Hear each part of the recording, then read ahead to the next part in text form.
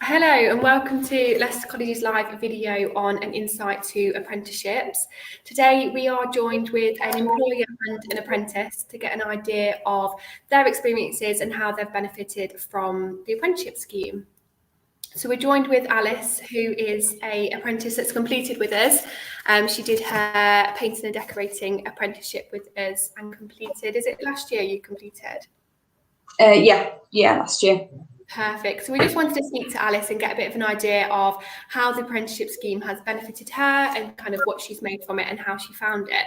So Alice, what kind of made you decide to do an apprenticeship in the first place? Well, that's a good question. So starting an apprenticeship, I wanted a hands-on job. I wanted an opportunity that I could earn money as well as learn and get a qualification at the same time. I didn't have a career as such before, but it was definitely a focus, and getting an apprenticeship was the best way for me to do that. Yeah, brilliant. And did you kind of feel a bit nervous to doing the apprenticeship because you aren't kind of straight from school from your GCSEs? How did you find that? Yeah, definitely. I mean, I've come into the game a little bit late, sort of towards my late 20s, but it was nerve-wracking approaching something brand new. But I think the best thing that I did was go in and hold my hands up and say, I know nothing. This is something that I want to learn about. This is something I'm really interested in. And that kind of brought me through my apprenticeship. Really wanting to learn. Oh, that's brilliant. And how did you find your kind of apprenticeship and find the employer? What was that? Apprenticeship was absolutely amazing. I really enjoyed the whole process. I enjoyed working with my employer. I think it was 90% of the week, and then I'd have a day release at college. And that was really fun too. I got to meet loads of new people. I got to listen to all of their different takes on things. My company and employer could provide so much information and in terms of products that we use and how we do things, but talking to other guys in other companies was really helpful to get kind of a wider knowledge of stuff. Yeah, brilliant. And how did you find the company that you did your apprenticeship with? How did you find them? Did you approach them yourself?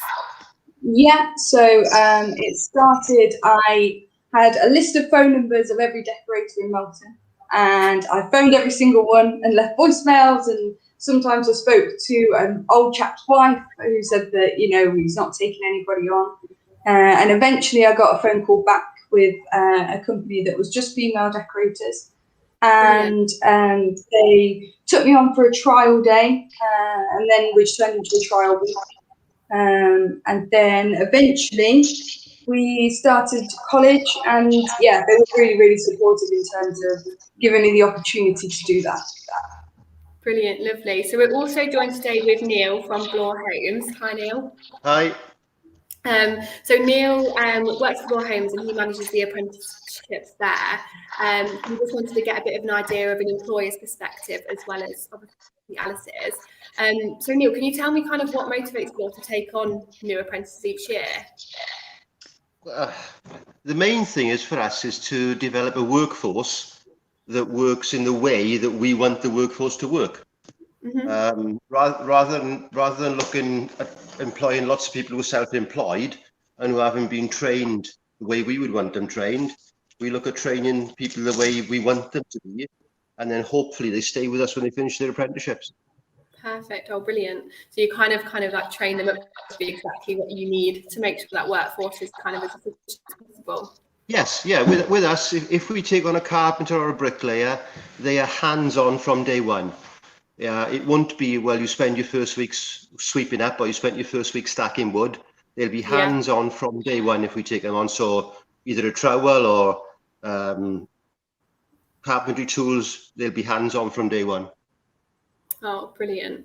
Lovely. And Alice, obviously when you were doing your apprenticeship, did you feel like you had a lot of support in the process and kind of when you were deciding what exactly you wanted to do? Yeah, completely. So the guys at college, they were really helpful with that.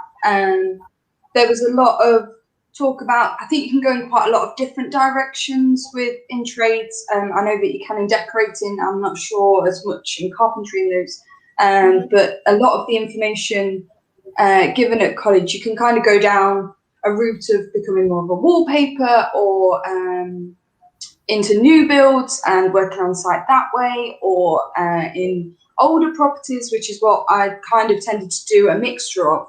So it really opened my eyes that there were other directions that you could go in.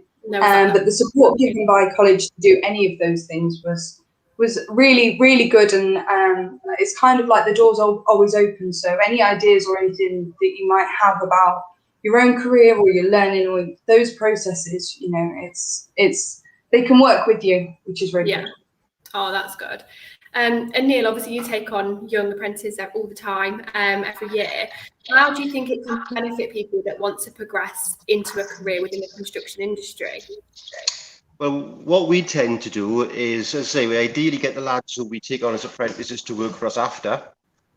If they stay with us, once they've been on site for 2 years, if we've got lads who are showing initiative or who are interested in management, then we look at putting them on a training management program. So they become a trainee site manager. That's a 2-year program.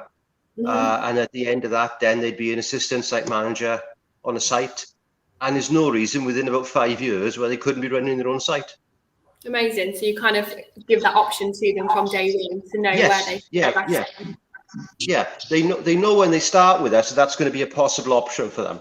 And we keep an eye on them through their apprenticeship. And obviously there are certain apprentices who you think, they progress further, they'd be good in that role. There are others who you can honestly say, well, actually, you're probably going to be a tradesman for the rest of your life. And there's no issue with that. It's not an issue for us. But I suppose we tend to cherry pick, and we look for the ones who we think will make it and just give them an option. Sometimes they say no, sometimes they don't want that option. But we provide the option for them. Yeah. Brilliant. And how have the apprentices kind of benefited your business, like the skills improvement, kind of retaining the staff? The biggest thing we find is because the lads are laying bricks from day one, is by the end of their first year, when they go to, when they're in college, they're streets ahead of lots of the other apprentices that they work with. We've just had 3 of our lads now go through the new assessment program for apprentices for bricklayers.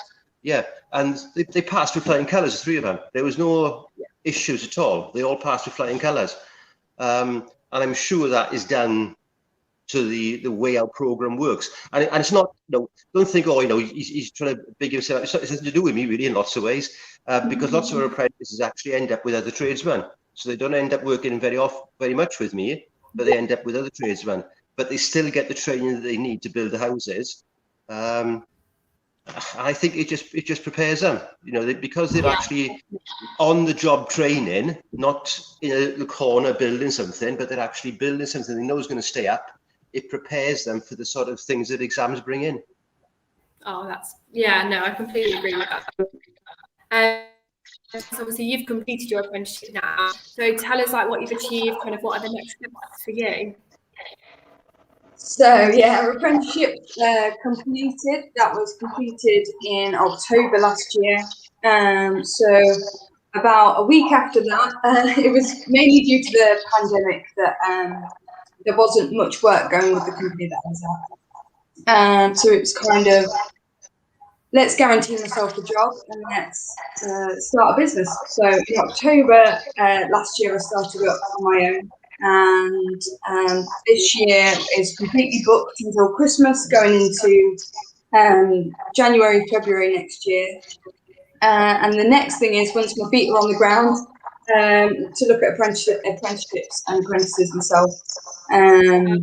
Eventually I'll have a big construction company filled with female plumbers and electricians and plasterers and everybody. But that's in the long term. No, that's brilliant. And obviously, as Alice is hoping to take apprentices on in the future, Neil, what would you give to employers that are thinking about taking on an apprentice? I think the hardest thing with taking on a youngster is you've got to realise you're taking on a youngster. You're not taking somebody who has had 20 years experience of working on site and is going to know how to do everything. You may not expect him to be able to do the trade he's training for, but I think sometimes we expect too much of them in the early days. We expect them almost to read our minds and to know what we're thinking, and to know what the next step is. Well, that's not reality. We've got to explain to them what things are step by step in the first few weeks, and we've got to be patient with them. But yeah, I think because if they are a young apprentice, they won't even have had a job before. They don't really know what's expected. That's really important. But at the same time, I think also we've got to be firm with them. You know, if you've got a lad who's constantly turning up late, he's got to realise the implications of him turning up late and how it has a knock-on effect down the line, how a job can be held up just by one person turning up late. And one of the ways that we try to do that is we try to give youngsters responsibility. So somebody is responsible for what they do. I'm on holidays next week, and what we've done next week is we've put three apprentices together, 2 third years and a first year, and one of the third years will be responsible for running the job that they're on next week. So you come in tomorrow. You give the opportunity to take that responsibility. Yeah. So tomorrow when he comes in, he'll be given the plot he's working on. He'll be told what's expected of them, and he'll be given an end date that it's got to be finished by. And he'll be responsible for running that. And if it doesn't work out, then it'll be he'll be the one who'll be asked questions at the end of it. Because I think today youngsters very often don't understand that concept, that there are end dates that are got to be finished by. This lad who came in late, he saw no issue with being late. And he'd say, well, if we turn up at the train station 10 minutes late, the train's gone. Yeah. Oh, that's different. But it's not. You know, it's exactly the same in the world that we live in. And I think that's I think that's the biggest thing. We've got to be patient with them when they start, but you've got to set the boundaries as well, and they've got to know what the boundaries are. Yeah, no, definitely. No, I agree. So yeah, really thankful for you joining us. It's been great to kind of have both an insight of an employer and the apprentice kind of it's completed and set up on a race. That's amazing. So we do have some drop-in sessions that are happening tomorrow and Thursday at Freeman's Park between 10 and 2. So if you come over to C Block tomorrow, if you are thinking about doing an apprenticeship, we can speak you through kind of what places we've got available and how we can support people that are kind of looking to get onto the courses. So thank you, Neil, and thank you, Alice. It's been great speaking with you. No problem. Thank you. Okay, take care. Bye. Bye.